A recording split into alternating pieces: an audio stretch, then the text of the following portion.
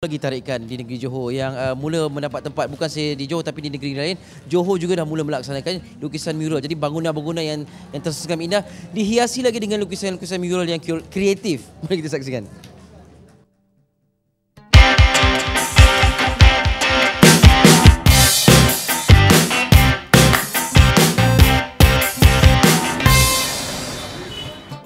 Old Town JB, antara destinasi pelancongan popular di selatan tanah air.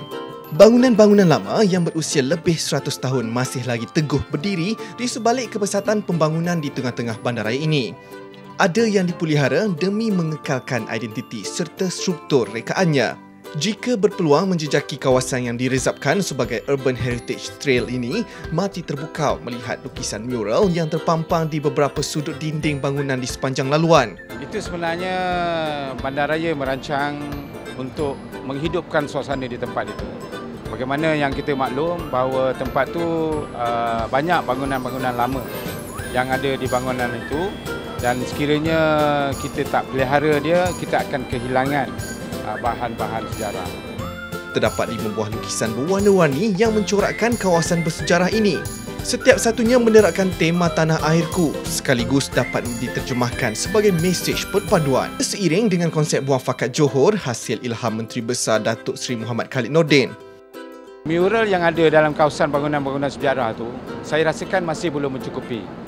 Kerana penerapan Muafakat Johor masih tidak ketara nampaknya.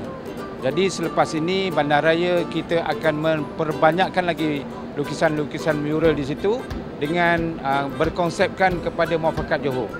Yang mana kita akan tunjukkan lukisan-lukisan itu dilukis bukan saja Datuk Kaum tetapi dari pelbagai kaum.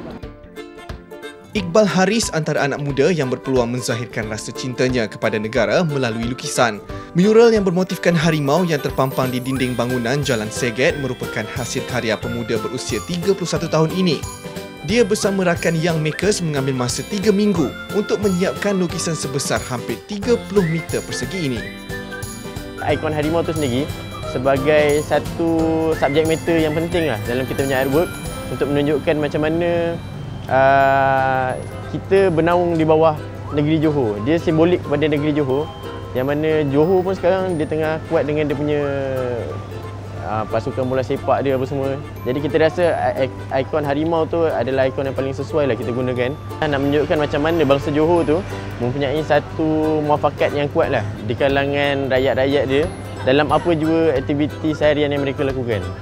Jadi kat situ kita boleh tengok pelbagai gabungan tempat. Contohnya saya pilih dataran bandaraya yang saya punya artwork, sebab kalau siapa yang biasa datang ke dataran bandaraya pada sebelah malam, dia akan dapat lihat macam mana pelbagai aktiviti berlaku kat kawasan tu.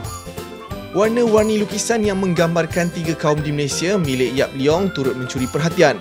Karya yang diabadikan di tepi laluan Jalan Terus merupakan mural terpanjang yang dihasilkan di sini, meliputi 2 bangunan lama yang masih dikekalkan.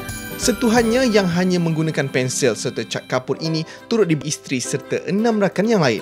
Spray art, dia bukan sama bukan spray pen saja.